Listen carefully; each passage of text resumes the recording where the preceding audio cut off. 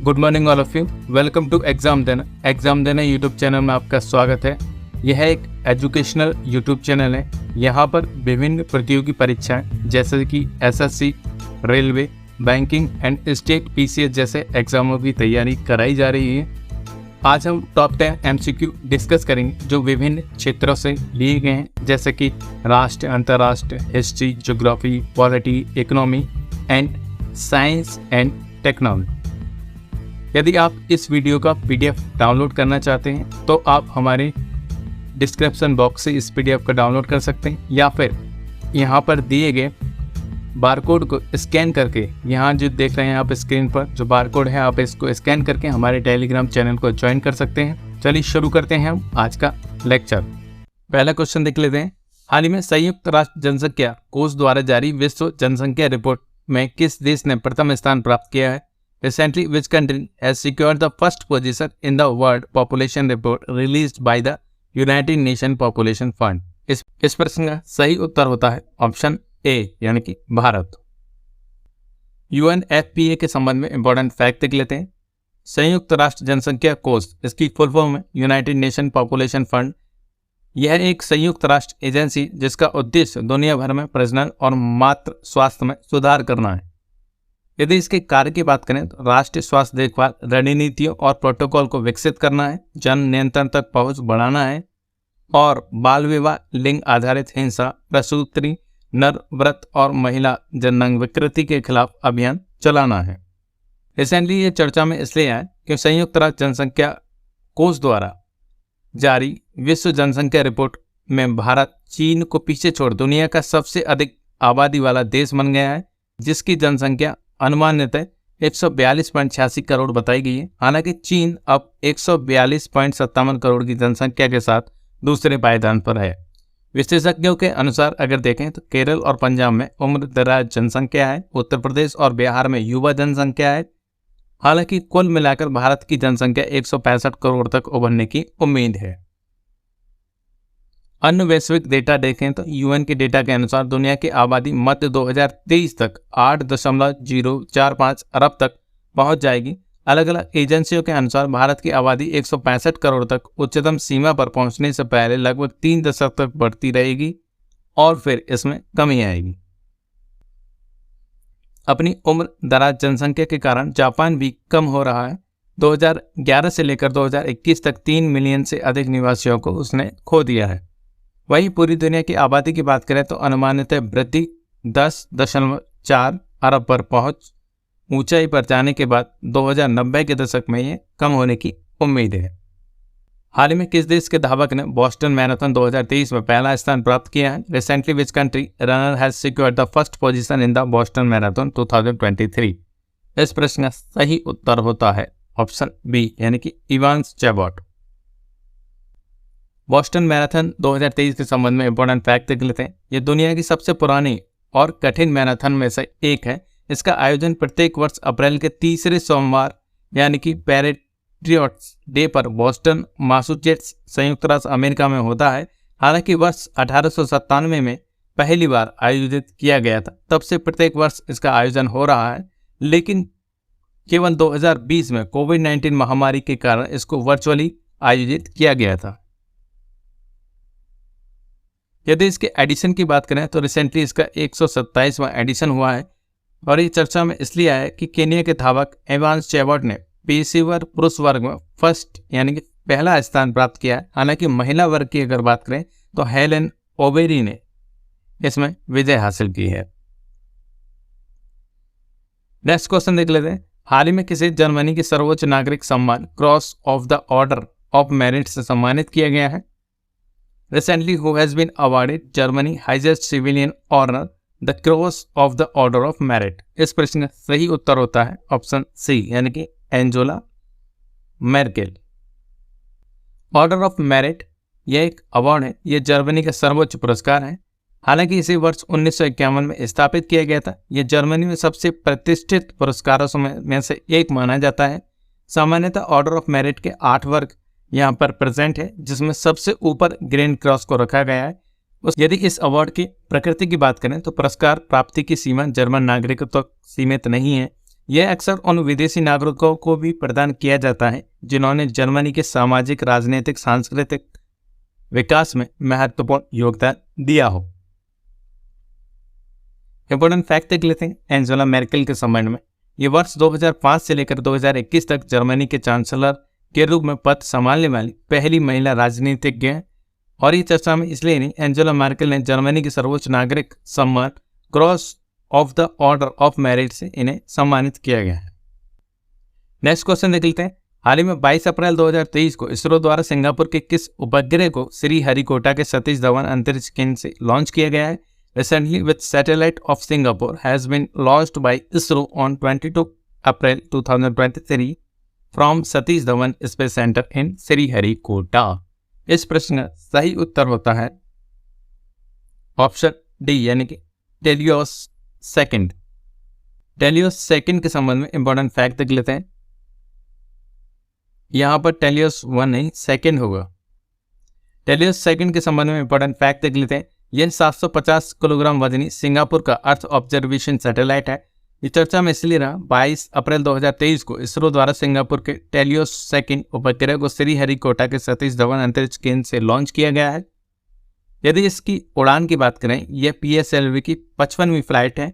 Next question देख लेते हैं। हाल में किस देश ने राष्ट्रीय क्वांटम मिशन को मंजूरी दी है? Recently which country has approved the national quantum mission? इस प्रश्न का सही उत्तर होता है ऑप्शन ए, यानी कि भारत।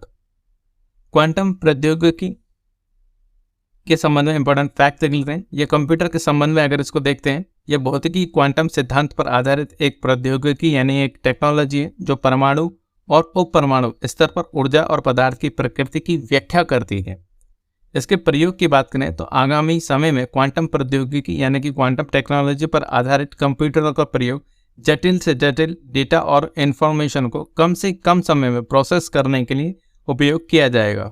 अगर इसकी विशेषता की बात करें तो quantum computers quantum two level system यानी कि क्वांटम बिट्स या क्यूबिट्स का उपयोग करके जानकारी को संग्रहित यानी कि स्टोर करते हैं।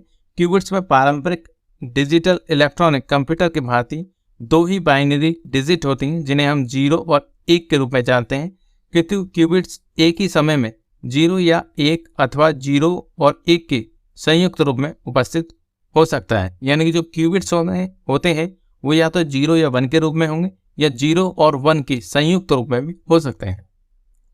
दूसरी तरफ जो हमारे ट्रेडिशनल डिजिटल इलेक्ट्रॉनिक कंप्यूटर हैं जिनमें बिट्स की अगर बात करें तो वो बिट्स भी 2 ही बाइनरी डिजिट्स होती हैं। यदि उनकी बाइनरी डिजिट्स की अगर बात करें तो उनमें भी 2 ही बाइनरी डिजिट्स होते हैं 0 और 1, किंतु बिट्स एक समय में एक ही डिजिट का उपयोग करते हैं। हालांकि इसके विपरीत अगर क्वांटम कंप्यूटर की बात करें तो वो एक ही समय में एक से अधिक डिजिट का उपयोग कर लेते हैं। यह चर्चा में इसलिए रहा, हाल ही में केंद्र सरकार ने 19 अप्रैल 2023 को क्वांटम प्रौद्योगिकी में वैज्ञानिक और औद्योगिक अनुसंधान और विकास को पोषित करने के लिए अर्थात उसको बढ़ावा देने के राष्ट्रीय क्वांटम मिशन को मंजूरी दी है। यदि भारत के लिए इस उपलब्धि के विषय में इंपॉर्टेंट फैक्ट देख लेते हैं तो इस तरह भारत एक मिशन के रूप में क्वांटम तकनीक के विकास का कार्यक्रम घोषित करने वाला 7वां कंट्री बन गया है। हालांकि जो 6 कंट्रीज हैं उनमें America, China, Canada, Austria, Finland और फ्रांस है। नेक्स्ट क्वेश्चन देख लेते हैं। हाल ही में कृषि और किसान कल्याण मंत्री नरेंद्र सिंह तोमर ने किस पोर्टल और मोबाइल ऐप को लॉन्च किया है? Recently which portal and mobile app has been launched by agriculture and farmer welfare minister Narendra Singh Tomar? इस प्रश्न का सही उत्तर होता है ऑप्शन बी, यानी कि साथी। साथी पोर्टल एंड एप्लीकेशन के संबंध में इंपॉर्टेंट फैक्ट देख लेते हैं। इसका फुल नाम होता है seed traceability authentication and holistic inventory. ये चर्चा में इसलिए रहा है कि हाल ही में कृषि और किसान कल्याण मंत्री नरेंद्र सिंह तोमर ने साथी पोर्टल एवं मोबाइल ऐप को लॉन्च किया है। इसको विकसित किया गया उत्तम बीज समृद्ध किसान योजना के तहत और इसका उद्देश्य बीज उत्पादन, गुणवत्ता पहचान एवं प्रमाणीकरण सुनिश्चित करने में मदद करेगा। नेक्स्ट क्वेश्चन देख लेते हैं। हाल ही में भुगतान सेवा फर्म वर्ल्डलाइन इंडिया की रिपोर्ट के अनुसार बीते वर्ष में किए गए डिजिटल लेन देन में किस शहर ने प्रथम स्थान प्राप्त किया है? According to a recent report by payment service from Worldline India, which city has secured the first position in digital transaction done last year? इस प्रश्न का सही उत्तर होता है ऑप्शन सी यानी कि बेंगलुरु। डिजिटल लेन देन की अगर बात करें, डिजिटल ट्रांजैक्शन, तो ये वे लेन देन होते हैं जिसमें ग्राहक अधिकृत इलेक्ट्रॉनिक संसाधनों का उपयोग करके या उनके माध्यम से पैसे के हस्तांतरण यानी कि मनी को ट्रांसफर करता है, जिसमें धन का प्रवाह एक खाते से दूसरे खाते में होता है, यानी कि one account to another account इस पर मनी ट्रांसफर होता है और इसी को हम डिजिटल लेन देन कहते हैं। यदि इसके तरीके की बात करें तो इसमें credit card, debit card, mobile, internet banking, POS terminal और मोबाइल वॉलेट और UPI जैसे संसाधनों का उपयोग किया जाता है। यदि इसके लाभ की बात की जाए तो यात्रा के दौरान टिकट बनवाने में इसका उपयोग किया जाता है। दूसरा, स्वास्थ्य के समय पे अपनी जांच की जो फीस होती है उसको देने में इसका यूज किया जाता है। तीसरा, व्यापार में किसी प्रोडक्ट यानी किसी उत्पाद को परचेज एंड सेल आउट के दौरान जो मनी प्राप्त करते हैं उसके इसमें इसका उपयोग किया जाता है। और चौथा होता है एजुकेशन से संबंधित किसी भी कोर्स की फीस देने में या फिर फीस लेने में इसका उपयोग किया जाता है डिजिटल ट्रांजैक्शन का। इसकी अपनी डिमेरिट्स हैं यानी कि हानि है। कई इस तरह पर डिजिटल धोखाधड़ी होती है, हालांकि कुछ बचाव संभव है, जिनमें पहला आता है निजी जानकारी साझा न करना, यानी कि जो हमारी प्राइवेट इंफॉर्मेशंस होती हैं उनको किसी भी अनदर एप्लीकेशन पर उनको साझा न करना। दूसरा, लिंक के जरिए ना करें लोन आवेदन, यानी कि कोई भी हमारे पास लोन का एप्लीकेशन आता है तो उसे लिंक के जरिए नहीं करना चाहिए जब तक कि हमें ये पूरी तरह से सुनिश्चित ना कर लें कि ये जो लिंक है ये ऑथेंटिक है या नहीं। तीसरा, ऐप से लोन लेने से बचें, यानी कि डिफरेंट टाइप के एप्लीकेशंस आ गए हैं जिनके द्वारा अगर हम लोन लेते हैं तो हमारा अकाउंट की जो इन्फॉर्मेशन होती हैं, जो प्राइवेट इन्फॉर्मेशन होती है वो उन लोगों तक पहुंच जाती हैं, फिर इसके बाद वो फ्रॉड कर देते हैं। ठगी से बचने के उपाय, मैसेज और MMS से भी सतर्क रहें, यानी कि जो ठगी करने वाले लोग होते हैं जैसे कि जो KBC के संबंध में मैसेज भेजते हैं व्हाट्सएप वगैरह पर, तो उनसे बचने के लिए उनके मैसेज का रिप्लाई ना करें। हाल ही में भुगतान सेवा फर्म वर्ल्डलाइन इंडिया की रिपोर्ट के अनुसार बीते वर्ष किए गए डिजिटल लेन देन में बेंगलुरु ने प्रथम स्थान प्राप्त किया है। यहाँ $65 अरब के 2.9 करोड़ लेन देन हुए, यानी कि टोटल अमाउंट की अगर बात करें तो 65 अरब डॉलर रहा है, जिसमें नंबर ऑफ ट्रांजेक्शन की अगर बात करें 2.9 करोड़ ट्रांजेक्शन हुए। इसके बाद सेकंड स्थान आता है नई दिल्ली का, तीसरा आता है मुंबई का और चौथा स्थान इस पर पुणे का है। नेक्स्ट क्वेश्चन देख लेते हैं। हाल ही में किस बैंक ने भारत का पहला वॉइस बायोमेट्रिक प्रमाणीकरण बैंकिंग ऐप लॉन्च किया है? Recently which bank has launched India's first voice biometric authentication banking app? इस प्रश्न का सही उत्तर होता है ऑप्शन डी यानी city union bank. CUB application के संबंध में इंपॉर्टेंट फैक्ट देख लेते हैं। इसका फुल फॉर्म होता है सिटी यूनियन बैंक। ये चर्चा में इसलिए रहा, सिटी यूनियन लिमिटेड बैंक ने भारत का पहला वॉइस बायोमेट्रिक प्रमाणीकरण बैंकिंग ऐप लॉन्च किया है। यह जो फैसिलिटी दी गई है मोबाइल बैंकिंग ऐप में लॉगिन करते समय आवाज़ आधारित पहचान का उपयोग करने की अनुमति देती है, जो सुरक्षा को सुधारने के उद्देश्य से इस तरह की टेक्निक का इस्तेमाल किया गया है। नेक्स्ट क्वेश्चन देख लेते हैं। हाल ही में किस क्रिकेटर ने क्रिकेट के सभी प्रारूपों से संन्यास लिया है? Recently which cricketer has retired from all forms of cricket? इस प्रश्न का सही उत्तर होता है गैरी बेलेंस। गैरी बेलेंस के संबंध में इंपॉर्टेंट फैक्ट देख लेते हैं। ये इंग्लैंड क्रिकेट टीम के पूर्व खिलाड़ी हैं। ये चर्चा में इसलिए आए क्योंकि इन्होंने क्रिकेट के सभी प्रारूपों से संन्यास लिया है। हालांकि बेलेंस ने साल 2014 से लेकर 2017 के बीच इंग्लैंड के लिए 23 टेस्ट मैच में 4 शतक बनाए हैं। उनका यह रिकॉर्ड उस अवधि में डेब्यू करने वाले कई अन्य खिलाड़ियों के मुकाबले काफ़ी शानदार रहा है। नेक्स्ट क्वेश्चन देख लेते हैं। हाल ही में अंडर-20 विश्व कप की मेज़बानी में इंडोनेशिया की जगह किस देश ने ली है? Recently which country has replaced Indonesia in hosting the under twenty world cup? इस प्रश्न का सही उत्तर होता है ऑप्शन बी यानी कि अर्जेंटीना। फीफा अंडर-20 वर्ल्ड कप की अगर बात करें तो यह युवा पुरुषों की राष्ट्रीय टीमों के लिए फीफा द्वारा आयोजित एक द्विवार्षिक अंतर्राष्ट्रीय फुटबॉल टूर्नामेंट है, जिसे फीफा U20 वर्ल्ड कप के नाम से भी जाना जाता है। अगर इस टूर्नामेंट की पृष्ठभूमि की बात करें तो इस टूर्नामेंट को 1977 में फीफा वर्ल्ड यूथ चैंपियनशिप के रूप में आयोजित किया गया था। उसके बाद से यह हर 2 साल में आयोजित किया जा रहा है। केवल एक छोटी अवधि के लिए 1979 से लेकर 1985 के बीच में इसको आयोजित नहीं किया गया था। टूर्नामेंट के कई देशों द्वारा जीता गया है। अगर इस टूर्नामेंट की बात करें तो ये कई देशों द्वारा जीता गया है, जिसमें अर्जेंटीना ने सबसे अधिक बार जीता है, यानी कि 6 टाइम इस टूर्नामेंट को जीता है। अगर रिसेंटली बात करें तो 2019 में ये टूर्नामेंट हुआ था, जिसे यूक्रेन ने जीता है।